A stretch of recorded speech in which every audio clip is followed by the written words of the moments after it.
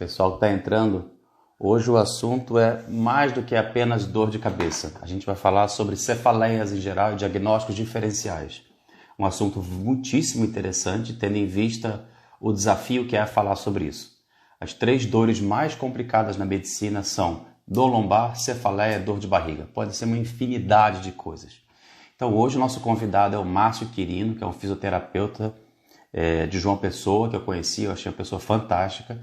Ele atua muito também com a medicina musculoesquelética. E recentemente ele começou a fazer um curso sobre o diagnóstico e manejo das cefaleias cervicogênicas. Eu vou deixar para ele explicar um pouco mais sobre isso. Então eu acho que o Márcio tem algo a mais para trazer para a gente, mais uma ferramenta para a gente colocar na nossa caixinha de ferramentas que a gente leva para consulta. Estou muito contente com essa oportunidade, até porque eu quero aprender também. Então, o objetivo hoje aqui é, primeiro eu vou fazer uma leve explanação sobre cefaleias, vou falar o pouco que eu sei sobre cefaleias, diagnósticos diferenciais, e em seguida ele vai complementar e vai trazer para a gente algumas novidades aí sobre o assunto, certo? Então, estou só esperando ele entrar aqui para a gente poder dar início. Ó, a sala está enchendo, bom de ver todo mundo aí, legal.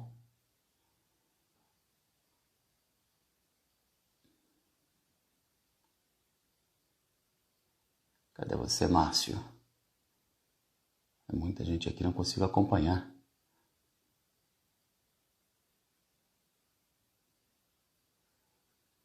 Márcio.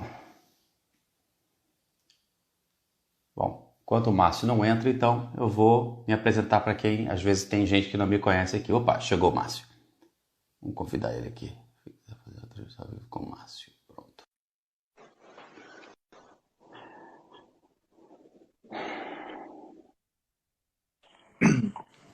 Olha o cara aí. Como vai, Boa Márcio? Tudo noite. bom, querido? Tudo bem, doutor Alexandre? Graças a Deus. Eu fiz uma breve apresentação, falei um pouquinho do nosso tema, mas está muita gente entrando, então eu vou repetir. Pessoal, boa noite a todo mundo. Obrigado por estarem nos acompanhando. Para quem não me conhece, meu nome é Alexandre, eu sou médico de família e atuo na atenção primária desde que me formei em medicina, desde que eu fiz minha residência em medicina de família em 2006. Eu, dentro da medicina de família, acabei me interessando, me apaixonando pela medicina musculoesquelética e depois dores musculoesqueléticas em geral. Essa é a minha praia. O tema da nossa live de hoje é dor de cabeça. Por quê? Porque é um tema muito vasto mesmo, né? E a gente vai falar aquele algo a mais, a cereja do bolo. Então eu vou fazer uma introdução breve do assunto, o Márcio vai se apresentar. O Márcio é um fisioterapeuta que eu tive a felicidade de conhecer durante os meus cursos, e ele vem trabalhando muito com o conceito da cefaleia cervicogênica, é uma abordagem diferente. Portanto, eu acho que ele tem bastante coisa a acrescentar a gente.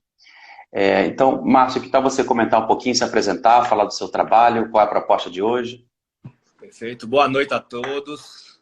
Mais uma vez, obrigado pelo convite, né? É uma Realmente honra. sempre muito bom nossos debates, né?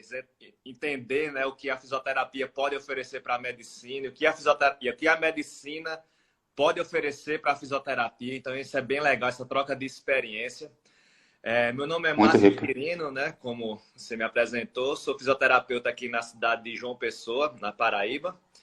E nós temos um grupo de estudos, né, chamado Redneck Fisioterapia, certo? Composto por Márcio em João Pessoa, Palmiro Torrieri, que é o maior nome hoje no Brasil nessa área, né? Ele estuda cefaleias desde 1989, então ele tem uma experiência gigante, né, nessa área de dores de cabeça.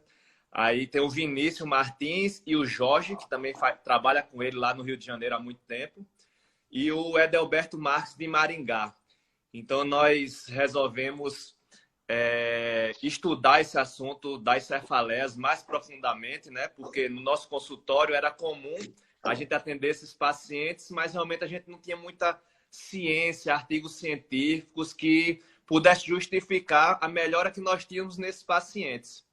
Então, a gente, há uns 4, 5 anos atrás, a gente foi fazer alguns cursos internacionais, né? A gente fez um curso com o Pepe Guilar na Espanha, o Jorge foi para o Canadá fazer outro curso de estabilização, e o Vinícius Martins foi fazer o do Jim Watson na Itália, que são exatamente os centros, né, dessas cefaleias da área da fisioterapia. E juntando com a larga experiência, né? Eu introduzi mais o MDT, que é o Mackenzie. O Palmiro, ele é instrutor internacional do Mulligan, no Brasil e na América Latina. O Edelberto é instrutor do Mulligan e do Maitland. São todas técnicas de terapias manuais, que é obrigatório para todos os fisioterapeutas músculos esqueléticos aqui no Brasil. O Vinícius com essa parte do Jim Watson e o Jorge com essa parte de estabilização. Então, a gente juntou um pouquinho de cada e a gente desenvolveu esse nosso protocolo do Head Neck, protocolo único, que a gente conseguiu pegar uma coisa, um pouquinho de cada e colocar em vários subgrupos esses pacientes, onde a gente começou com clínicas e a gente está desenvolvendo esse trabalho, né? Nós temos o próprio site, Head Neck Fisioterapia, o Instagram, onde a gente está pegando a ciência e jogando para prática clínica, né? Fantástico, Márcio. Estou interessadíssimo nesse assunto, eu estou querendo aprender isso aí que vocês estão falando, porque isso é novidade para mim. Então, eu não sei o quanto você está a par da nossa situação, nós médicos na atenção primária, mas eu vou trazer um pouquinho da realidade que eu vivo. Na atenção primária, dor de cabeça, essencialmente, na grande maioria das vezes, vão ser dois diagnósticos. Ou é cefaleia tensional, ou é enxaqueca. Das cefaleias tensionais, a gente sempre vai buscar a causa que está por detrás. E as causas mais comuns são estresse, fome, noites mal dormidas, pressão alta. São as causas que a gente procura uma causa secundária. E nos casos de enxaqueca, quando a gente faz os diagnósticos, os tratamentos são muito pouco limitados. Geralmente é tudo com farmacoterapia. Ou prescrevendo um derivado da ergotamina, ou um naratriptano, ou um sumatriptano, e olhe lá. E as cefaleias tensionais, começa com analgésico, passa para anti-inflamatório, se não resolver, vai para o neuro. E essa é a nossa realidade na atenção primária. Daí, quando eu fui descobrir sobre as dores biofaciais, eu achei que eu estava arrasando, estava sabendo, nossa, mandando muito bem. E eu descobri, então, que existiam muitas dores que não apareciam nos exames de imagem, que não melhoravam com remédio nenhum. Era aqueles pacientes que já tinham passado pelo neuro, já traziam uma ressonância, já tinham uma penca de exames, já tinham tomado tudo quanto é tipo de remédio. E aí eu comecei a descobrir que existia dor biofacial no trapézio superior, no esternocleido, os esplênios da cabeça, os semiespinais. E aí, cara, eu achei pronto, tá resolvido o problema de cefaleia. E aí depois eu ouvi você falando, eu falei, caraca, vamos de volta para o ABCD, né? Temos que reaprender tudo. Então, Márcio, vou passar a palavra para você. Eu gostaria muito de entender melhor o que é essa história de MDT, Mulligan, Maitland. Nunca ouvi falar dessas coisas. Entendo que tem muita gente aqui, assim como eu, que nunca ouviu falar também. Então, pega leve com a gente, mas traz o conhecimento todo. Vamos devagar, né? Então, realmente, o que surgiu, né, Só fazer um breve parênteses rapidinho. Eu atendi um paciente de um neuro aqui em João Pessoa, que esse paciente ele tomava medicamentos a vida toda e não tinha resultados. Então, o que aconteceu foi isso. Eu fiz atendimento utilizando essas técnicas, né, dessas formações que a gente tem do Mulligan e do Maitland, que na época era o meu forte, a osteopatia. E a gente teve bons resultados nesse paciente. Aí, esse médico ligou para mim e disse, Márcio, eu queria que você me apresentasse como a fisioterapia poderia ajudar esses pacientes. Porque realmente eu fiquei muito surpreso com o resultado dessa paciente, que eu já tinha tentado de tudo, de botox, de tudo, e não teve resultado satisfatório. Mas eu não tinha os artigos em mãos. Eu tinha as técnicas, mas era aquele empirismo. Avaliava, havia a falta de mobilidade. Então, o Mulligan ele trabalha muito com movimento, né? Então, a gente faz uma palpação numa vértebra, aí o paciente diz, eita, tá diminuindo minha dor. Então, a gente vai mobilizando e a dor de cabeça passa. Mesma coisa o Maitland. Então, a gente tem os snag, algumas técnicas que a gente utiliza para restaurar a mobilidade e tratar as dores de cabeça. Aí eu entrei no grupo no WhatsApp, que realmente esse Palmiro, ele é, vamos dizer, uma grande sumidade na fisioterapia nacional. Ele é respeitadíssimo, eu digo top 3, ele está entre os top 3. E eu joguei lá despretensioso no grupo que ele estava, se alguém tinha artigos científicos relacionados a dores de cabeça. Porque nós sabíamos que a fisioterapia tratava, os pacientes chegavam com dor cervical e secundariamente eles relatavam as dores de cabeça e eles diziam, Márcio, minha dor de cabeça sumiu. Fazia muito tempo que eu tinha e sumiu. E isso realmente foi... Aí Palmiro veio no meu particular e disse, Márcio, eu vou te mandar aqui uns artigos. Eu, beleza. Esperava uns 5. Ele mandou mais de 100 artigos científicos, com revisões sistemáticas, meta-análises. Eu disse, Palmiro, como que a fisioterapia no Brasil ainda não abraçou as cefaleias? Porque robustos, os artigos de qualidade. Aí ele disse, mas tem um grupo de Ribeirão, que são pesquisadores, tudo, mas acho que falta mais clínica. Aí ele disse, eu tenho esse projeto, já falei com o Edelberto, que é o outro que dá o cursos internacionais do Mulligan, e vamos aprofundar nisso. A gente começou nos estudos, artigos, discutindo, até chegar uma hora que ele falou, Márcio, isso em fevereiro, não, acho que em janeiro. Márcio vai ter o curso do Pepe Guilar na Espanha. Bora? Eu disse, caramba, isso 10h30 da noite. Ele ligou para mim. Aí eu disse, cara, oportunidade, vamos. E realmente aí a gente começou a encaixar, certo? A entender uma sequência de avaliação para realmente direcionar, né, esse tratamento das cefaleias, entender as fisiopatologias, entender como o fisioterapeuta poderia atuar nessa área. Então, a gente hoje, né, subdivide as cefaleias em 3 principais, certo? Que é a que você falou, a tensional, a enxaqueca e as cefaleias cervicogênicas, são a grande maioria das cefaleias, onde a gente ainda subclassifica em cefaleias primárias e secundárias, certo? As cefaleias primárias, nós encontramos as migrâneas, que são as enxaquecas, as cefaleias tensionais, elas estão no grupo das cefaleias primárias, e as cefaleias autonômicas, que são as cefaleias do nervo trigêmeo, então são mais relacionadas a essa área, que são cefaleias que o índice é muito pequeno de pacientes que apresentam, mas elas são muito incapacitantes, certo? As dores são muito intensas, então... E as cefaleias secundárias, onde a cervicogênica, que quer dizer a dor de cabeça que começa com o pescoço, está entre as principais, mas nós temos mais de 300 tipos de dores de cabeça, certo? Nas secundárias. Tem cefaleia que eu estava dando uma olhada em algumas curiosidades de rabo de cavalo, né? Aquelas mulheres que usam rabo de cavalo.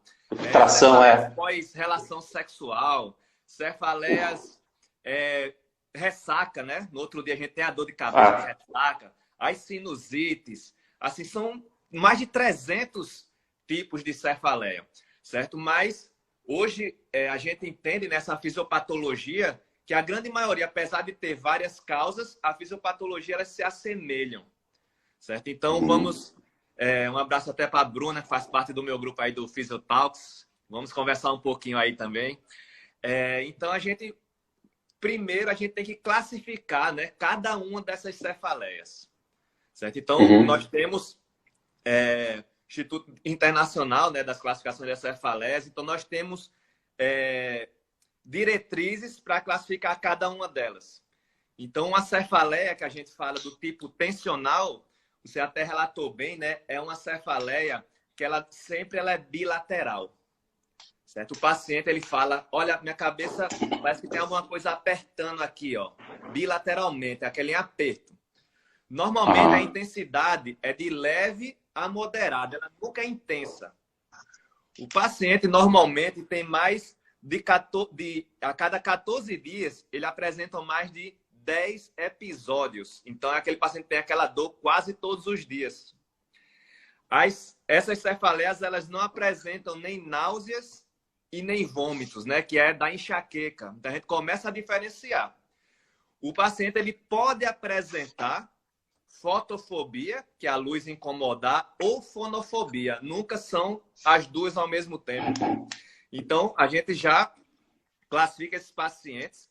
É uma cefaleia primária, que quer dizer o quê? Não tem uma origem. A gente não sabe direito a fisiopatologia da cefaleia tensional. Hoje falam muito de estresse, né? Que realmente causa essa hipersensibilidade, né? Aquele paciente diz, olha, meu corpo dói. Então, mas nós não sabemos realmente a fisiopatologia das cefaleias tensionais, onde a gente muitas vezes pensa mais na parte muscular, mas realmente não é algo mesmo a nível do sistema nervoso central, certo? Das na outra cefaleia, né, que são as enxaquecas, né, as famosas enxaquecas, aonde tem estudos que falam que mais de 50% das enxaquecas elas são mal diagnosticadas. Eu 50%. acredito. Tem um estudo na Holanda que foram avaliar até na atenção primária, aonde o índice, né, foi mais de 90% dos diagnósticos de todas as dores de cabeça foram enxaquecas, certo? E isso daí é impossível, certo? No Sim. índice dar essa quantidade, né, de pessoas com enxaqueca. Então nós temos algumas características, né, das enxaquecas, onde a duração dela é de 4 a 72 horas, não tomando medicamento, claro, né? Porque a gente tem os medicamentos abortivos. A enxaqueca, a dor é unilateral, não é bilateral, como as cefaleias tensionais. A enxaqueca, a dor latejante. A atividade física durante a enxaqueca piora as dores. Os pacientes, eles vão apresentar, aqueles pacientes que eles ficam quietinhos no escuro, porque a luz incomoda, o som incomoda. Então, é aquele paciente que não quer conversar.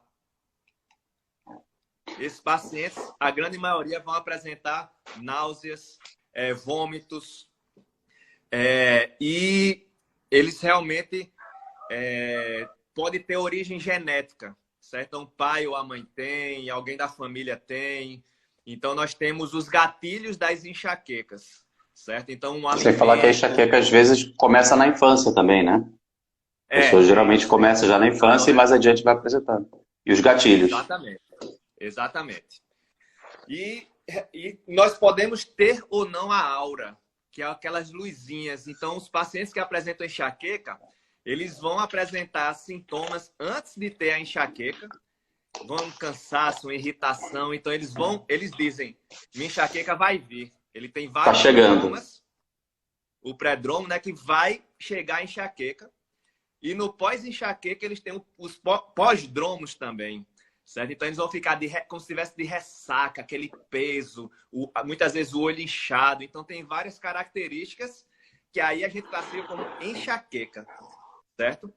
E nós temos as cefaleias, que a gente chama de origem cervicogênica, né? Como a gente vai deter essas três, porque, como eu digo, isso é assunto para 5 lives, né? Então, sim, assim, a tensional e a enxaqueca, acho que a maioria das pessoas já está familiarizada. A cefaleia cervicogênica, que eu acho que vai ser a cereja do bolo hoje. As cefaleias cervicogênicas, aqueles pacientes que eles apresentam inicialmente dores no pescoço, certo? Eles dizem, olha, minha dor começou aqui, aí depois ela subiu. Pode ir para a região occipital, pode ir para a região frontal. Os artigos falam que ela é também unilateral. Então, imagina, se eu tenho um problema numa vértebra, que normalmente se dá entre C1, C2 e C3. As 3 primeiras vértebras cervicais, né? Que a fisiopatologia dela já é conhecida. Então, nós temos uma disfunção dessas 3 primeiras vértebras, C1, C2 e C3. Então, o nervo que sai vai se encontrar com um núcleo, que a gente chama de núcleo trigêmino cervical. E a partir desse núcleo, ele vai se ligar ao nervo trigêmeo. Então, o paciente ele vai ter dor nessa região anterior, né, frontal, dor no fundo do olho e dor aqui, o nervo trigêmeo. Então, e pode ter dores generalizadas por conta da cervical alta. Então, aquele paciente ele pode ter dor em vários locais, ela é bem variada. É aquele paciente que diz, aqui melhora a minha dor. Mas quando eu fico aqui, ó, ai, começa a dor. Então a gente vê aqueles pacientes que trabalham muito no computador, com o pescoço para frente, certo? Então chega lá na clínica com dor, digo, melhora a postura. Aí eles, eita, tá aliviando minha dor. Peraí, roda o pescoço para cá, dói, volta, volta a dor. Então a gente já começa a ter uma ideia que a cervical está sendo influenciada. Esses pacientes, eles podem apresentar dor nesse lado, então eles podem apresentar dor no ombro, dor no cotovelo, dor no braço. Ipsilateral, a dor que ele apresenta. Eles podem apresentar tonturas, náuseas e vômitos. Eles apresentam incapacidade de concentração, né, dor retroocular. 94% deles têm estudos que falam que tem deficiência de rotação. Então, Sim, redução da amplitude de movimento. Isso, ele tem uma déficit de rotação para o lado da dor, principalmente. Muitos têm deficiência na extensão também, mas principalmente seria na rotação. E esses pacientes a gente tem, numa avaliação, 100% de sensibilidade e 94% de especificidade em 3 testes. Então, a gente consegue diferenciar uma cefaleia tensional, uma enxaqueca, avaliando em 3 testes. Então, o teste mais conhecido é o teste de flexão-rotação. Então, a gente deita o paciente de barriga para cima, vou pegar a cabeça desse paciente, fazer toda a flexão, roda para um lado, roda para o outro, e a gente vai perceber sensação de dor no final do movimento. Ele vai rodar menos de 10 graus para o lado da dor em comparação com o outro, certo? Menos de 32 graus de rotação. Então, esses pacientes vão relatar dor nesse movimento, onde a gente consegue isolar a cervical alta, fazendo esse movimento. Outro teste que a gente utiliza é a palpação. Então, a gente vai palpar processo espinhoso, processo transverso, e o paciente diz, eita, refletiu minha dor. Palpei, estou com dor. Então, mais um teste, né, a dor, a palpação. E o outro teste que a gente utiliza é para medir a força dos flexores profundos cervicais. Então, como é que você isola eles? Oi? Isso, a gente como é que você consegue testar só eles? A gente tem um teste que a gente utiliza uma bolsinha, parece um aparelho de verificar pressão, certo? Que tem um relógiozinho, a gente coloca aqui no paciente e pede para ele fazer uma pequena flexão da cabeça, não do pescoço. Ele faz isso, ó. E ele aperta a bolsinha. Então, nós insuflamos antes a bolsinha em 20 mmHg e pede para ele fazer uma força até 22. E segurar durante 10 segundos. Aí volta. Interessante. Aí, agora tu vai para 24. Aí ele vai para 24. Normalmente, os pacientes que apresentam fraqueza nessa musculatura, eles não passam dessa segunda etapa. Eles não conseguem sustentar com 24 mmHg durante 10 segundos. Onde a gente tenta evoluir até 30 mmHg. Se a gente chega em 30, dura 10 segundos, opa, a musculatura tá boa. Realmente a gente não vai trabalhar a musculatura profunda. Nós temos vários pesquisadores, a Ju, principalmente, o Delas Penhas, vários estudos relatando que os pacientes que apresentam dores crônicas, né, eles vão ter fraqueza dessa musculatura profunda, aonde eles relatam também muito a relação da postura, né? Se eu estou nessa postura aqui, eu estou com esternocleidomastoide, trapézio, tudo isso muito tensionado, certo? Sim, a síndrome cruzada. Cabeça, e isso aqui vai gerar fraqueza dos músculos flexores profundos do pescoço. Um ombro protuso, normalmente eles apresentam essa postura. O ombro protuso vai levar a fraqueza do serrátil anterior, né, de várias musculaturas escapulares. O próprio manguito rotador, ele não vai estar numa posição confortável, né, até para fortalecer tudinho, porque a escápula vai estar mal posicionada. E a própria sinfose torácica, né, onde o paciente muitas vezes tem dificuldade de respirar. Então, essa dificuldade de respirar pode levar a alterações aonde? No nervo frênico, certo? Nervo vago, a nível cervical, gerando várias disfunções no paciente, né?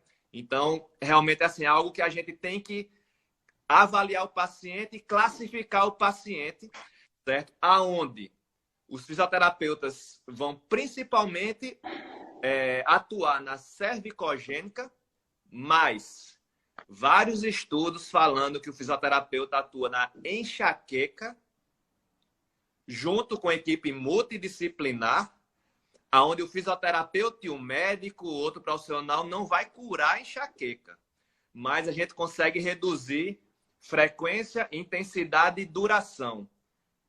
Tem estudos que falam que o fisioterapeuta pode trabalhar também nas tensionais, onde comparou terapia manual, exercício de fortalecimento e alongamento, onde o fortalecimento também conseguiu melhorar.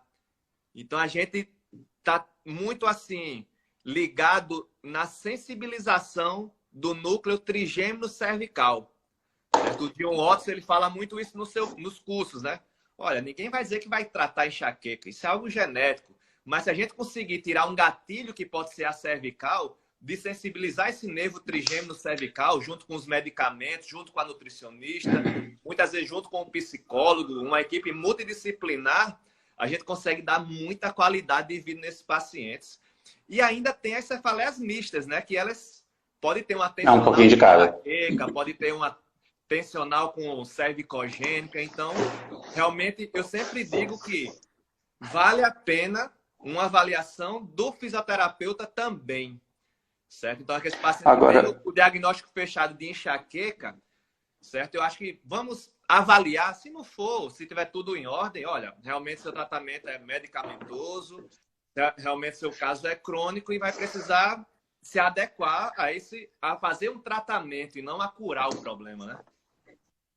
Agora você falou, deixa eu agora fazer alguns apontamentos que eu não tenho como não pensar na questão da dor miofascial.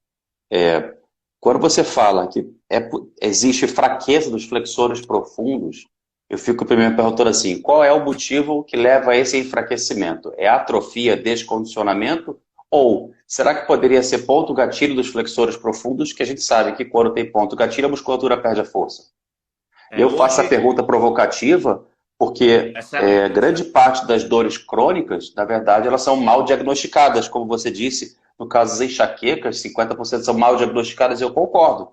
Grande parte das dores de cabeça crônicas que eu vejo são de origem miofacial. Só que, como ninguém ensina na medicina isso, pouca gente aprende, pouca gente diagnostica. Então eu fico pensando, você falou, tem 3 coisas que me deixaram curioso, que eu queria te perguntar. Primeiro era essa questão, qual é o motivo da fraqueza dos flexores profundos, se é uma questão postural, se é descondicionamento, ou se poderia ter um componente miofacial. A outra coisa que eu queria perguntar que eu não entendi, você falou que a principal causa é uma disfunção de C1, C2 e C3. E aí eu não entendo, e eu gostaria de entender o que você chama de disfunção. E aí a outra coisa que me chamou a atenção é que você falou que, de acordo com a movimentação, a pessoa sente a dor, alivia a dor. E eu fico pensando, será que não pode ser um componente facetário? Então, só para finalizar a minha pergunta, assim, quando a gente pensa em dor facetária, eu estou pensando num padrão de dor esclerotômica. Quando eu penso em dor miofacial, estou pensando num padrão de dor miotômica. Quando a gente pensa num padrão de dor com a sensibilização do núcleo trigeminal cervical, eu penso num padrão de dor neuropática. Então, ficou um pouco embaralhado para mim isso. Você me ajuda a entender? Perfeito. Então, a gente tem que ter, como eu digo, esses cursos, né, esses artigos, eles falam muito nisso. Sequência de avaliação. Por quê? Eu utilizo, como eu digo, já fiz o curso do DRY, utilizo, trouxe até hoje aqui para casa, né, para utilizar. Mas hoje a gente tem que entender que o músculo, ele é sempre efetor. Ele recebe informações de outros locais para contrair. Uhum. Então, se eu estou com uma disfunção a nível de mobilidade articular que está comprometendo o nervo está muito sensível e ele está mandando informações para esse músculo contrair. Então, eu sempre faço a avaliação. Opa, mobilidade está livre do pescoço. Força está boa. Vamos lá, força está ruim. Só a mobilidade que está livre, palpação. Não encontrei nada a nível articular de mobilidade e palpação. E a TM, que é um dos casos que pode gerar dor de cabeça, disfunção temporomandibular, também está livre. A articulação está livre. E agora, não é articular. Não tem nenhum comprometimento neural, nada de neurodinâmica. O nervo está tudo livre. Eu vou para o músculo. Então, nós temos vários autores, o Delas Penhas, dentre outros, Débora fala que ela fala muito dos pontos gatilhos. Se eu elimino a parte articular, a parte neural, eu palpo um ponto gatilho, o paciente diz, é essa a minha dor de cabeça? Agora sim. Que nem eu estou sentindo aqui agora. Eu estou com o ponto gatilho aqui no trapézio, estou fazendo compressão isquêmica, estou sentindo isso aqui tudo. Fala. Então, a gente sempre hoje prima por uma avaliação por subtração. Então, se o paciente Gostei disso. O músculo eu não vou avaliar primeiro, não. Por conta disso, porque ele recebe informações dos nervos, pode ser uma má postura que está causando fraqueza dele, talvez se eu melhorasse a postura, eu poderia inibir, porque muitas vezes a gente pensa só na parte muscular, eu libero, o paciente sai bem, mas amanhã pode voltar a ter dor, porque ele voltou a fazer tudo de novo que estava prejudicando. Falando muito alto. Sim. Estão dizendo que eu estou falando muito alto. Vou falar mais baixo agora um pouquinho. Por isso que eu boto fone de ouvido, que aí você fala naturalmente. Eu vou falar mais tranquilo. Então, hoje a gente está tentando trabalhar uma avaliação onde realmente a gente deixa o músculo em segundo plano. Por conta disso. Porque antes a gente fazia a liberação, melhorava o paciente. Opa, sai, Márcio, estou ótimo. Aí no outro dia, Márcio, voltou minha dor. Então, é mais a curto prazo. Certo? Sim. Muscular. A gente tem que sempre pensar a longo prazo. Então, se a gente melhora a mobilidade do paciente, a gente consegue passar exercícios para o paciente fazer a domicílio, certo? Onde vai ajudar. Ele não vai depender da minha agulha, ele não vai depender da minha liberação. Ele vai entender que fazendo... Aquela dor que estava aqui, Márcio, sumiu. Movimentei o pescoço, a dor que estava no meu braço, no meu esternocleidomastoide, sumiu. Eu vou tocar nesse músculo? Não.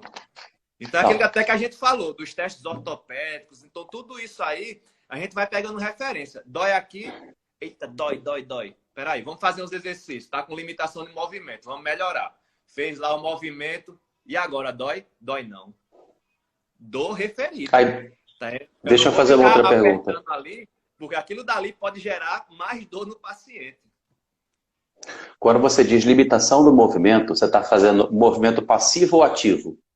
Os dois. Começamos com o ativo, você já tem limitação ativa, eu não vou fazer o passivo, porque aí eu vou... A gente sempre, nesses pacientes que têm dores de cabeça, são pacientes que ele realmente já tem há muito tempo.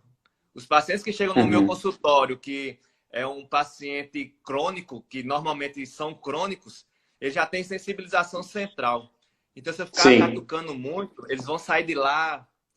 Então, se eu conseguir... Não, eu estou falando até mais simples. Por exemplo, o paciente deitado na maca, de barriga para cima, você pede para ele virar a cabeça para um lado para o outro, deitar a orelha no ombro, e depois você faz o movimento passivamente. Por que eu pergunto isso? O movimento passivo você está testando na contração muscular se provoca dor. Com o movimento passivo, você está eliminando, está subtraindo o músculo, vendo a parte articular. Pelo menos é assim que eu faço a minha subtração, né? Aqui a gente faz o passivo para fazer uma pressão extra no paciente. Certo? Se o paciente está com movimento ativo, já está sentindo dor, eu tenho que fazer com que ele faça mais movimento ativo para ele entender que quanto mais movimento em uma certa direção, ele vai melhorar os outros movimentos. Então, a gente no MDT, né, no Mackenzie, que a gente trabalha, a gente começa avaliando muito o plano sagital do paciente. O paciente chega com limitação de rotação, ai, dói. Se eu for ficar fazendo isso aqui, ele pode até piorar. Então, muitas vezes, a gente fazendo o sagital, abriu, eita, Márcio, melhorou minha rotação. Aí a gente vai sempre no plano sagital. Certo? Então, a gente tenta tocar o mínimo no paciente, certo? Na avaliação, para ele ter esse empoderamento. Quer dizer, cara, eu cheguei com a dor de cabeça, Márcio não tocou em mim e minha dor de cabeça passou com os meus exercícios. Poxa, isso já dá uma liberação de serotonina, de dopamina nele, de autonomia. Caramba, eu vou conseguir agora controlar minha dor de cabeça? Então, muitos perguntam, digo, vamos lá, você chegou com dor de 0 a 10, 10 muita dor, 0 nenhuma dor. Chegou com dor 8, fez os exercícios, está com dor 6, poxa, estou fazendo muito atendimento, teleatendimentos de cefaleias, muitos, porque é isso. Sim, se você não precisa botar a mão, né? Eu vou avaliar, eu vou classificar o paciente, vai ser para mim, não, olha, vai ter que procurar um médico. A gente vai classificar o paciente, vai conseguir mobilizar, fazer com que o paciente consiga reduzir a dor dele com o movimento. Autoempoderamento. Então, hoje, a fisioterapia músculo-esquelética trabalha muito isso. Bora, você consegue. Então, um médico, né, que realmente não vai poder ver os pacientes várias vezes durante a semana. Se numa avaliação ele consegue identificar o tipo de cefaleia e passar os exercícios específicos para o paciente, poxa, Se ele tiver o contato com um fisioterapeuta que trabalha nessa área para poder, muitas vezes, progredir cargas, fulaninho, olha, tô mandando um paciente para tu, avaliei. Com esse movimento, ele deu uma melhorada. Dá uma continuidade aí.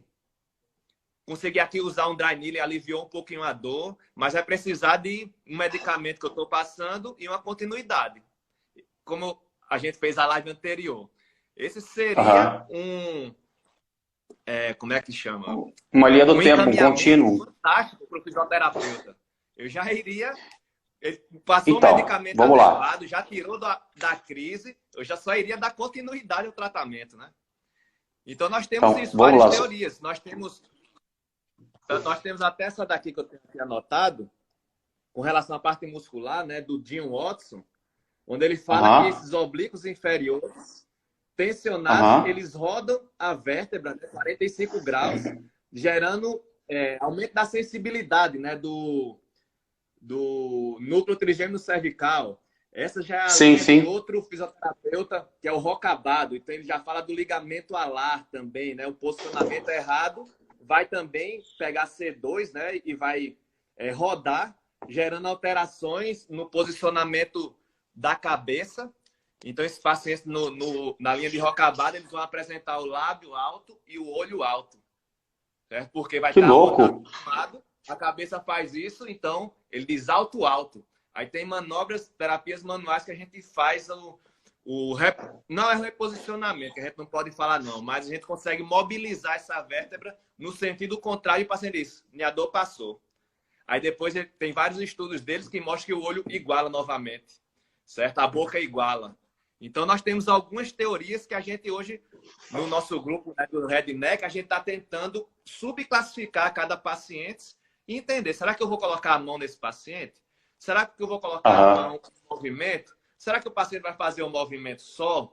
Então, a gente conseguiu fazer uma avaliação objetiva, subjetiva e um tratamento para subclassificar esses pacientes.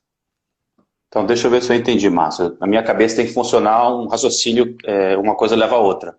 Do que eu consegui entender, quando a gente tem um desequilíbrio muscular nos flexores profundos, isso pode alterar a angulação de algumas vértebras e, com isso, sensibilizar algumas raízes nervosas, que então vão levar a sensibilização do núcleo trigêmeo, e aí então eu vou ter um padrão de dor específico. Perfeito. É isso? Perfeito.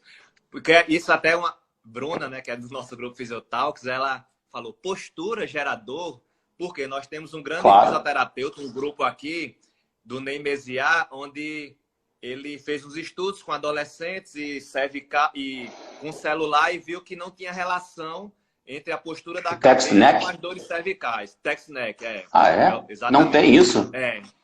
Não, o estudo do Ney Mesiar com relação à cervical, não. Mas é um estudo que foi feito com adolescentes, né, de 21 anos, então também não... Realmente vai... O adolescente tem um... Né? Ele está fazendo outro estudo que vai realmente chegar a um denominador comum. Mas nas dores de cabeça, nós temos bons estudos que relatam postura com dor de cabeça, sim. Vários, como eu disse, a Ju, do Ribeirão Preto, tem a Débora Bevilacqua, tem nós temos a Débora Fala, nós temos vários pesquisadores, né, nessa área, onde elas mostram que a postura causa dor de cabeça, né? Elas fazem até o ângulo da postura, pega o pé da orelha, agora fugiu o nome. Essa bolinha aqui da orelha e vê C7 e faz o ângulo, né, da postura do paciente e com um tratamento de fortalecimento, de terapias manuais, um tratamento multimodal, a gente realmente consegue melhorar mais a postura desses pacientes e a dor de cabeça consegue reduzir. Então, nós temos, nas dores de cabeça, estudos que comprovam isso, sim. Tá. Tem um pesquisador, que é até um médico, se não me engano, ele é americano, o inglês, o Gunn, G-U-N-N. E ele fala a fisiopatologia que ele fala para grande parte das dores, ele fala que é o seguinte, entre uma vértebra e outra, nos processos transversos, a gente tem pequenos músculos que ajudam a manter as vértebras alinhadas. E ele fala que contraturas musculares ou pontos gatilhos desses músculos podem fazer com que as vértebras, vamos supor que estou aqui, podem ficar desalinhadas, se tiver a contratura aqui. E aí, então, leva a um pinçamento de uma raiz nervosa, a sensibilização e a dor. Então, me fez lembrar muito isso que você explicou. Achei bem interessante a técnica do Gun, que ele fala sobre isso. Isso é exatamente. A gente até tem muito cuidado com relação a isso, porque eu sou osteopata, né? Então eu aprendi isso. A vértebra sai do lugar. Então isso é horrível falar isso, né? O paciente chega para mim e diz, Márcio, eu queria que você colocasse minha vértebra do lugar. Se tivesse fora, tu tava aí aleijado. É como o paciente diz, assim, eu abri meu pulso, né? Então a gente tem que ter um cuidado, a gente diz, ela está com diminuição de movimento para esse lado aqui. Então vamos restaurar o movimento. Então a gente tenta tirar um pouquinho, porque isso, como eu digo, nós temos vários pacientes, né, assistindo a live. Um beijo para minha mãe aí, meu pai que estão assistindo aí. E legal. Que, realmente a gente tem que ter muito cuidado com relação a isso. Eita, minha vértebra saiu do lugar, porque isso pode gerar um efeito na cabeça e as dores aumentar, né? Então, diminui o movimento. Olha, se eu tô aqui tá um pouquinho duro e aqui tá mais movimentando. Então, vamos tentar movimentar essa vértebra. É algo que a gente tem que dosar um pouquinho nisso daí, para não ter problema.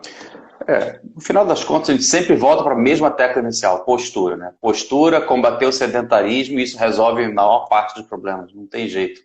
É o que eu percebo cada vez mais.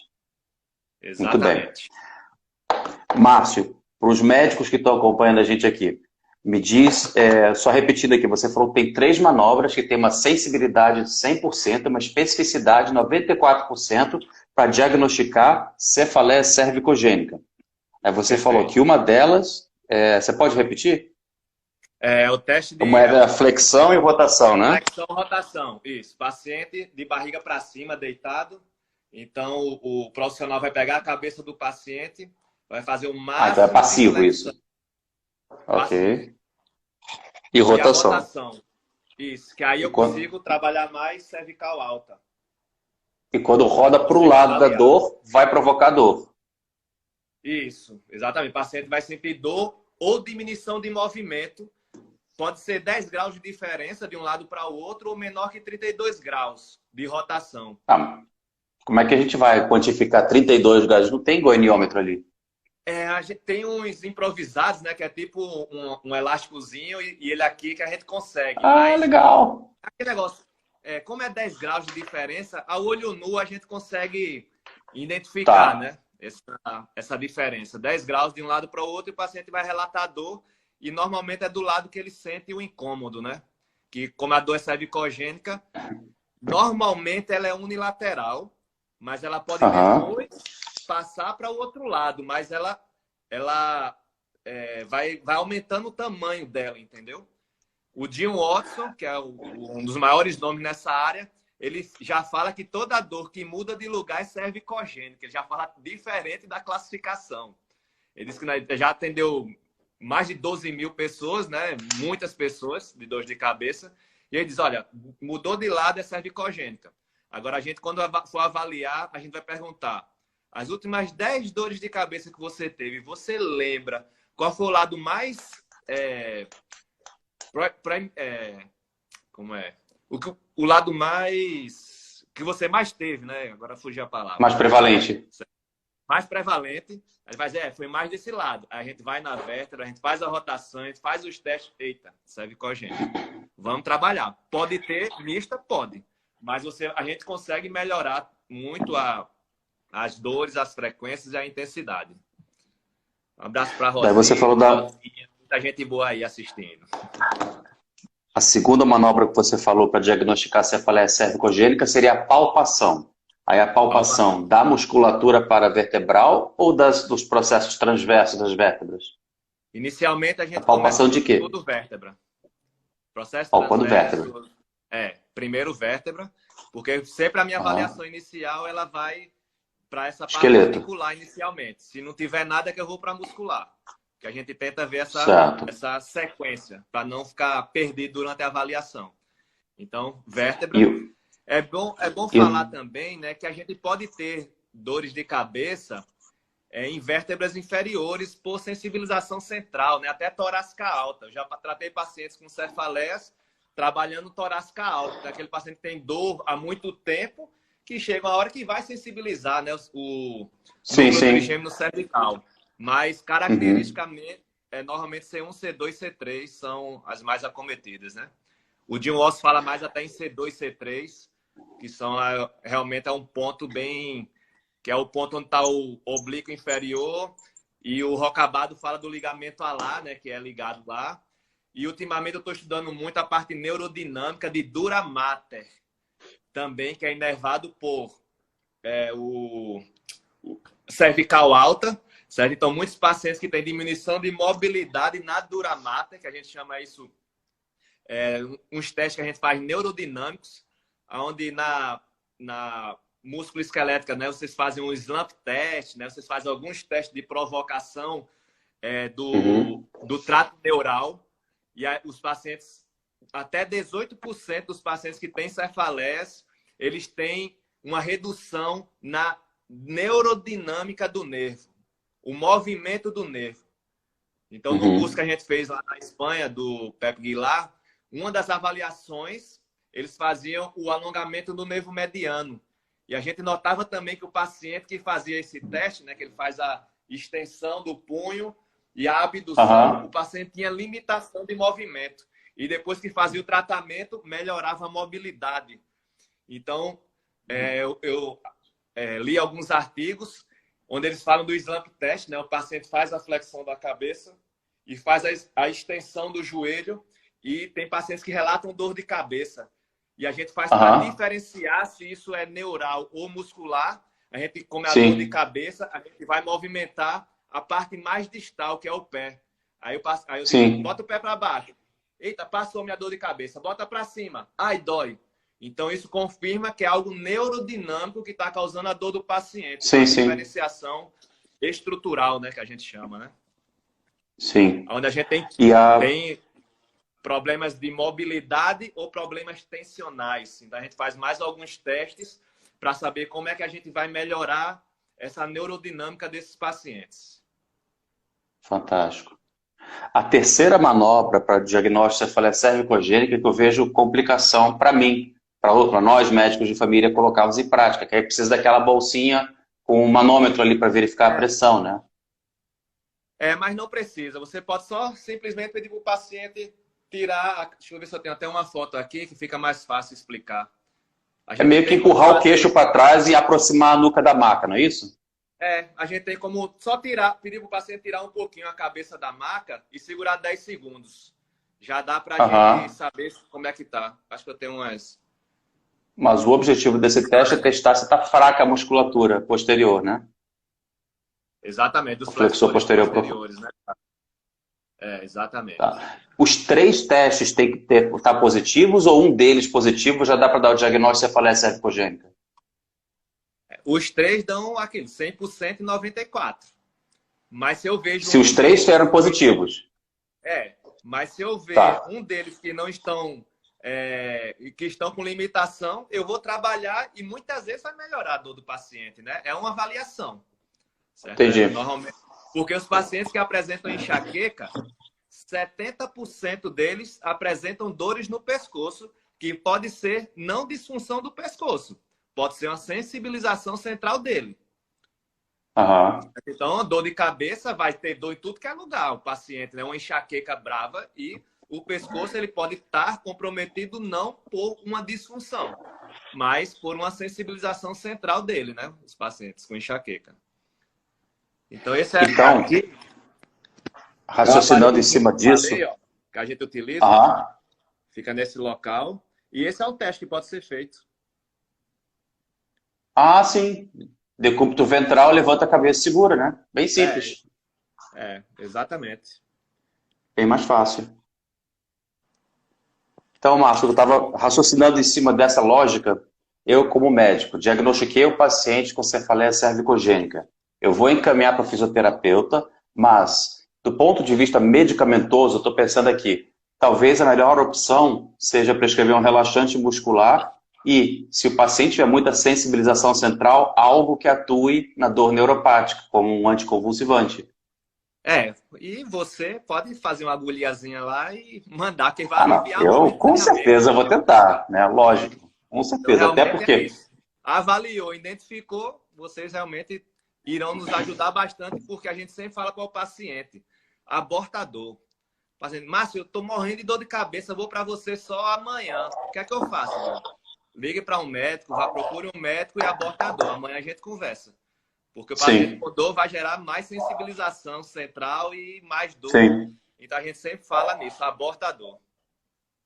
Para o pessoal que está escutando a gente, tem um conceito hoje em dia que muitas pessoas advogam a favor de você tratar a dor o mais rápido possível, evitar de deixar aquela pessoa exposta à dor por muito tempo. Por quê? Quanto mais tempo sentindo dor, significa que é mais disparo neuronal lá para o cérebro, provocando mais dor, recrutando mais neurotransmissor, sensibilizando e expandindo os campos nociceptivos. Então, o ideal é tratar a dor agressivamente o mais rápido possível para evitar a memória da dor. Pronto, era isso que eu queria lembrar. Memória da dor que a gente quer o máximo possível evitar. Márcio, estou achando fantástico, cara. Agora tem uma outra dúvida aqui. Você falou que nós temos as cefaleias primárias e as secundárias. Das primárias nós temos a cefaleia tensional, enxaqueca e autonômica. Das secundárias nós temos as cervicogênicas e só mais umas 300. Daí tá. Você sabe me dizer, em termos de números, uma aproximação, quantos por cento das cefaleias do dia a dia? O que é mais comum? Cefaleia tensional, enxaqueca ou cervicogênica?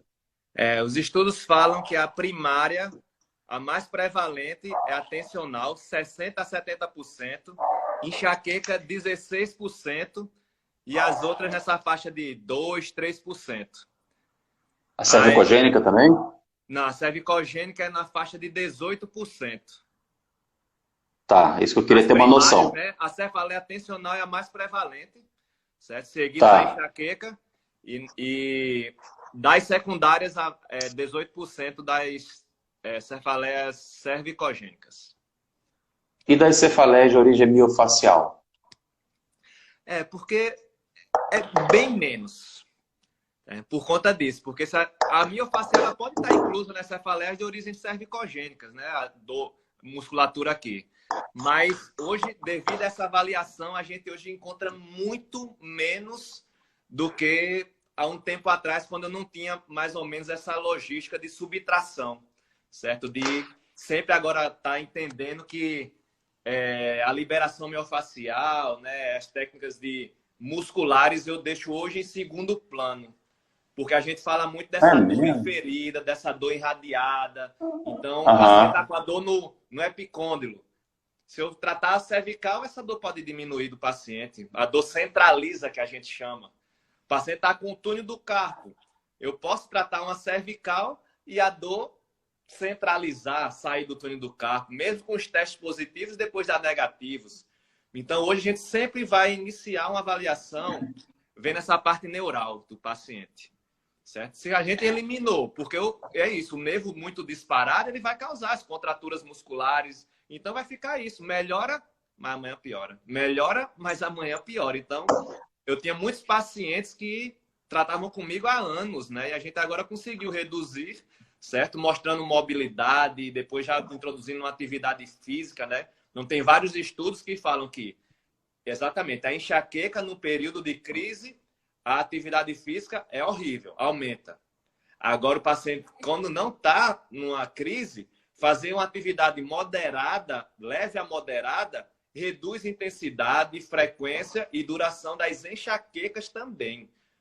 Então, isso da gente estar fazendo com acompanhamento, né, com a quantidade ideal, com a carga ideal, a gente consegue melhorar muito as tensionais, as enxaquecas, tudo da músculo-esquelética hoje, né? Para falar a verdade, né? Uma atividade física.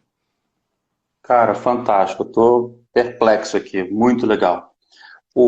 Agora sim, a impressão que eu tenho é que falando do jeito como você fala, parece que qualquer fisioterapeuta seria capaz de fazer essas liberações ou de ter esse raciocínio. Só que eu acredito que não é bem assim. O que você me diz? É muito complexo ainda. porque são pacientes que já Tá. têm dores há muito tempo, então tem uma história grande. E Mas eu digo, é todo fisioterapeuta que saberia fazer uma avaliação dessa? a Tá. gente vai começar realmente a depois ver cursos, né? A gente quer realmente disseminar, né? Estou fazendo algumas lives, Claro, tem pô. vários colegas bem interessados, né?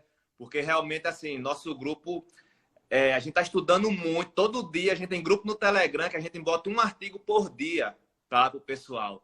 A gente viu que muita gente não lia, agora a gente está fazendo enquetes, está Live, o pessoal falando um prefere assistir artigo. live. O É, aluno que não tem muita similaridade com o inglês, então a gente dá umas dicas de que é esse artigo. Então a gente está tentando disseminar, porque sim. é isso que eu digo, 47% das pessoas têm dor de cabeça. Um estudo que fala que no ano passado, 90% das pessoas têm dor de cabeça, ou secundária de uma Sim. ressaca, ou de sinusite, ou primária. Então, é muita Aham. gente, certo? Muitas mulheres tá nessa parte hormonal. Então, nós precisamos de muita gente que tenha realmente esse conhecimento para ajudar muita gente. E as bandeiras É. vermelhas, as patologias graves. Então, numa avaliação, a gente tem que saber. Poxa, a pessoa mais de 60 anos, mais de 50 anos, tem uma dor de cabeça forte, poxa, olha, vá para o médico, exames de imagem. Então, o Pois paciente é. tá tendo piora progressiva. Olha, Márcio, minha dor de cabeça era assim, mas de um tempo para cá ela tem aumentado muito. Dor de cabeça fisgada. Olha, eu tô aqui quieto, de repente vem aquela fisgada, uma rajada.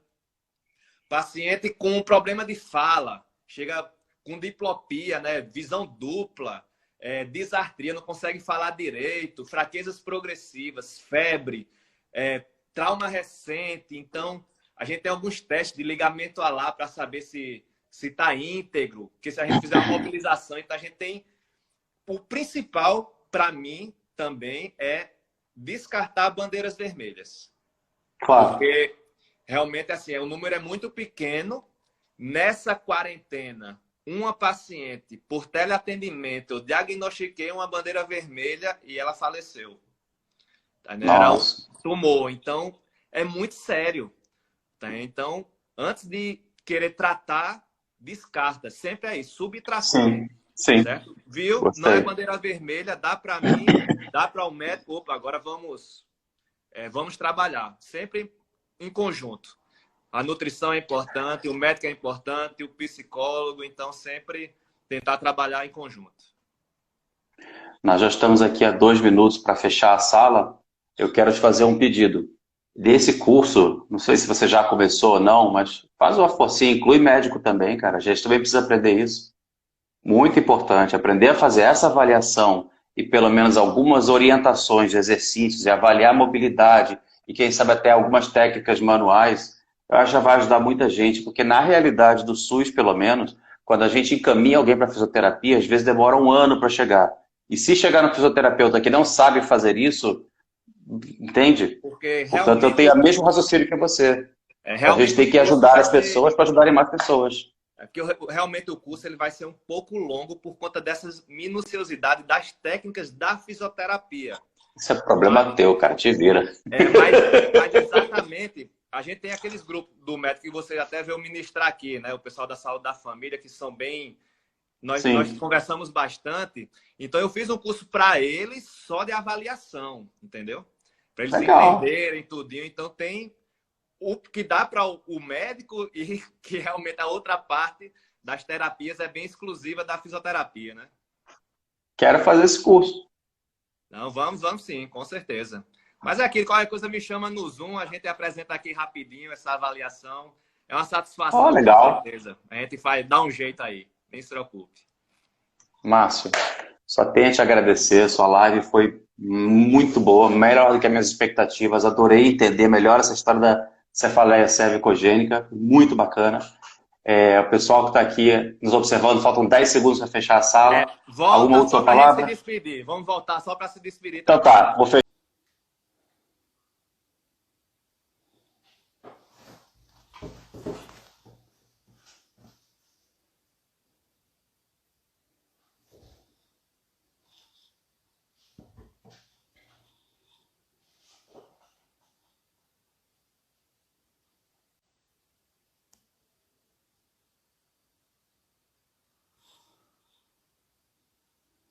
Então, que bom que a gente vai ter a oportunidade de ficar um pouquinho mais com o Márcio e sugar um pouquinho dele, né, pessoal?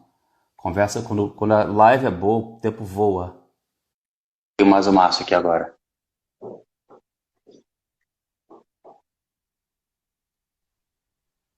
Pronto, fantástico. Estamos de volta. Melhor assim, né, pô? Tem que se despedir com pressa é Eu horrível. não gosto disso, não. Já aprendi a derrubar o Instagram antes que ele me derrube, com certeza. Exatamente. Bom, o que eu estava querendo falar era isso. Na minha opinião, médicos, principalmente médicos de atenção primária, que são o primeiro contato do paciente com a saúde, precisam aprender a ter mais diagnósticos diferenciais da sua maleta de ferramentas clínicas. E esse diagnóstico que você trouxe para a gente hoje, essa maneira de fazer uma avaliação por subtração, eu achei isso riquíssimo. Eu acho que isso é um conteúdo muito pertinente que deveria ser trazido para a medicina, que eu posso dizer, eu não tive e nunca ouvi um outro médico falando dessa forma. De repente até existe, eu aqui nunca ouvi falar. Mas eu achei muito bacana e o principal objetivo que eu vejo é, como a gente disse antes, é poder juntar, dar continuidade, que o médico possa encaminhar o paciente para o fisioterapeuta já tendo um diagnóstico inicial e uma orientação inicial para que então o fisioterapeuta possa dar apenas a continuidade e o paciente não vai ter então aquele tratamento em bloco, né? Faz um pouco lá, um pouco cá, não. Faz uma coisa só. Então, te peço encarecidamente, inclui nossa classe aí nos seus cursos também, porque eu acho que tem muito futuro para isso daí. Primeiro, gostaria de agradecer, né? Realmente, quando a gente conversa com profissionais de outras áreas, eu fico muito empolgado, né? Até minha esposa disse, mas fala mais baixo. Tem tanta coisa aqui para falar, para a gente conversar, que realmente é um assunto que eu... hoje é o meu cargo-chefe, né? Que são as dores de cabeça, né? Eu gosto realmente de falar sobre isso. A gente teria, como diz, umas 10 lives aí para a gente conversar sobre isso. É muito extenso. E realmente é isso, né? Essa interação entre as classes, né? Eu sempre falo nas minhas lives, poxa, o tratamento multiprofissional, a gente tem alguns colegas aqui que a gente consegue fazer isso, certo? O paciente, ele ganha muito, né? Além disso, gera confiança no paciente. Poxa, aqueles médicos ali e o fisioterapeuta trabalham em conjunto, junto com o educador físico, junto com a nutricionista. Então, os pacientes, eles se sentem acolhidos e seguros. Estão vindo profissionais que falam a mesma língua de diferentes áreas. Então, realmente, eu queria muito essas lives, né, multiprofissional, porque cada um vai jogando. Porque aquilo é muito bom eu dizer para o médico, dizer, cara, ele não sabe isso. E o médico dizer, o fisioterapeuta não sabe isso. Mas se a gente não conversa, como eu falei, o preconceito que eu tive até com você quando veio aqui em João Pessoa ministrar o curso, esse cara, um médico me chamando para auxiliar no curso de avaliação musculoesquelética. Cara, vai dar confusão, velho. Ele não entende a minha... E quando a gente viu, caiu o preconceito, entendeu? Então, isso realmente é que me motiva, essas lives, né? Da gente estar conversando sobre isso, tá explicando para a população. Quem sabe a gente conseguiu ajudar muita gente hoje, né? Pacientes, próprios fisioterapeutas, né? Olha aí, um campo novo para a fisioterapia, certo? Um nicho gigante, certo? Que nós temos, certo? Então, nos cursos que eu faço aqui, como eu disse, fui inspirado no seu, fui lhe auxiliar e disse, caramba, eu tenho que fazer o meu, ensinar um pouquinho o que eu sei. Eu incluo médicos, incluo educadores físicos, incluo fisioterapeutas mostrando isso, avaliação. Muitos dizem, mas não é tratamento, não. Eu disse, não, eu vou fazer avaliação. Porque se primeiro feijão com arroz. Os educadores físicos da minha clínica, eles sabem avaliar muito mais do que muitos fisioterapeutas. Eles não vão tratar. Avalia e diz, Márcio, olha, avaliei, tem isso, isso e isso. Olha, vai. Para mim isso é fantástico. Eu termino de avaliar um paciente, mando para o educador físico que me mandou e disse, olha, ele tem isso, isso e isso. Caramba, Márcio, é isso mesmo. Vou trabalhar nessa direção nele. Então, a gente não vai, como diz, um fisioterapeuta não vai tomar o meu lugar, um educador físico não vai tomar o meu lugar. Tem essa coisa de... tomar o meu lugar. Eu não vou tomar tem paciente para todo mundo. Tem paciente sobrando, a gente não dá conta, não tem dessa. Isso eu sinto muita falta, né? Então, no centro, né, na Intense, que eu sou sócio proprietário, a gente tenta fazer muito isso, certo? Com os profissionais que estão lá, com os profissionais que estão fora. Cadu, que está aí assistindo a live, é um educador físico de fora, e ele entende, eu mando para ele quando o paciente não gosta dessa academia aqui e tal, pronto, procure fulaninho que já sabe como eu trabalho. E eu tenho diversos aqui que estão assistindo que a gente faz esse trabalho, um estudo de pilates em tal lugar. Tem a Aninha que está assistindo, a filha também. Então, essa rede, né, de profissionais que falam a mesma língua, isso é muito bom. Tá vendo? Realmente, a gente não vai tomar o lugar do outro, não. A gente vai somar. Então, a gente sempre fala isso. Certo? Então, E por falar... tem um segredo aí, né, que você já me fez um convite, certo? Que a gente vai falar um pouco sobre isso em alguns cursos aí, né? Depois você Pode fala falar. aí, né? É que eu recebi o convite, né, do Dr. Alexandre, que ele vai fazer um curso online, né? Onde eu acho que é o Leonardo Ávila, né? Que foi convidado, de fisioterapeuta. Difícil. Tem algumas ideias diferentes aí. Tem a história do congresso online, que já está marcado para o dia 5 de dezembro. Isso, congresso, isso. E exatamente. A gente vai falar sobre dor de cabeça, a gente vai falar um pouco da fisioterapia, né? Para a classe médica, né? Então isso é muito bom, né? Porque assim, quando o assunto é dor músculo-esquelética, isso não é uma coisa exclusiva da medicina. Até mesmo dentro da medicina, quando fala dor músculo-esquelética, quem é o médico especialista? Porque o ortopedista cuida do osso, o reumatologista das articulações, o fisiatra das sequelas, sei lá, o médico do esporte, do desempenho, estou generalizando. Mas aí não é só aí que para. Aí tem o fisioterapeuta, tem o educador físico, tem o osteopata, tem vários profissionais que cuidam da dor músculo-esquelética. Portanto, um congresso que vai avaliar, vai falar sobre dor músculo-esquelética no geral, tem que incluir o multiprofissional, tem que ter sim. E os temas que a gente está trazendo são muito interessantes. Tem um médico que é paliativista e médico de família, que eu convidei para falar sobre o uso e manejo de opioides na dor musculoesquelética.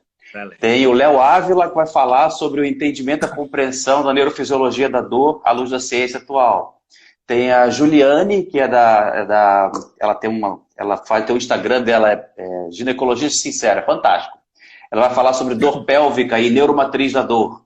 Então, cara, tem uns temas assim que são muito interessantes, são muito, muito, muito fervilhantes. E eu acho que a sua contribuição, ainda mais com esse trabalho que você agora está trazendo, que é da avaliação das cefaleias, eu acho fenomenal, cara. Quem sabe até mais do que apenas fazer uma palestra, você faz uma oficina online.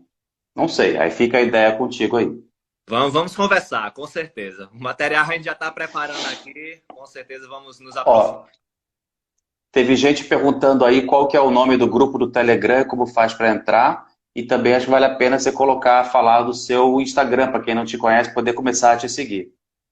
O meu Instagram é o Márcio Lopes Quirino, certo? A gente tem várias, como eu digo, colocamos muitas coisas da nosso centro, né, que é Intense Body Center, onde é um centro de saúde. A gente também educa muito as pessoas, né, no nosso Instagram também. Isso é sempre baseado em artigos científicos. Nutricionistas falam lá, educadores físicos, fisioterapeutas. Então a gente bota informações, né, para a população.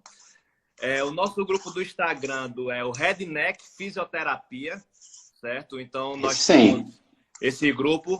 No Instagram, nós temos um site com blogs, acho que tem mais de 40 blogs já inscritos, né, de temas, onde a gente divulga os artigos lá.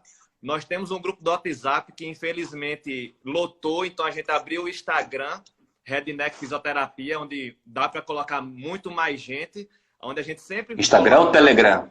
Telegram. Onde a gente consegue... Telegram dá para botar, acho que até 2.000, sei lá quantas mil pessoas, né? Amanhã mesmo tem lives, então a gente faz lives semanais, estamos com o tema Papo Cabeça, né? Então, bate-papo cabeça. Legal. Toda quarta-feira, às 21 horas, um convidado para conversar, né, com nossa equipe.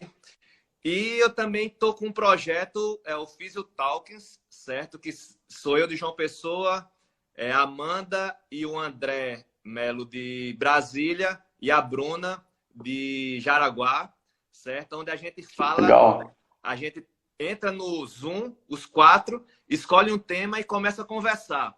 Onde todos têm a mesma ideia, todos têm o MDT como principal ferramenta, né? Então a gente fala um bate-papo sobre, vamos dizer, exames de imagem, sobre fisioterapia, avaliação de ombro. Então, cada um tem uma visão e está sendo bem legal esse trabalho, porque a gente está difundindo a fisioterapia que a gente acredita, né? Então, a gente está com alguns Legal. projetos sempre nesse intuito de informar a população, de educar e ela saber realmente se estão fazendo a coisa certa, se tem coisas novas, né? Então, a gente está com esse trabalho bem legal. A gente está tentando com esse objetivo, né? Perfeito. Ó, eu Outra, vou só então, anotar pedido. aqui o Escreve Instagram. aí para ficar. E eu lembro que mais cedo, lá na live no início, alguém pediu para você compartilhar os artigos que acho que alguém tinha compartilhado com você mais de 100 artigos, se você puder disponibilizar alguma coisa, ou pelo menos os mais pertinentes. Foi a Bruna, que faz parte do Fisiotalks. Eu passo para ela já já aqui. Mas ela faz parte Beleza, do também vou querer. Telegram. A gente tá jogando todo dia artigos novos, discutindo. Então, vamos lá Beleza. pro Telegram que a gente conversa lá, com certeza. Beleza. Márcio, mais uma vez, muito obrigado pela participação, foi muito bom. E vamos trocando ideia para organizar a sua apresentação no Congresso, que eu acho que vai ser brilhante. Vamos embora. Mais uma vez, agradeço e estamos à disposição para as próximas lives. Valeu, querido. Boa noite, Valeu. pessoal. Um abraço a todos. Até logo. Até mais.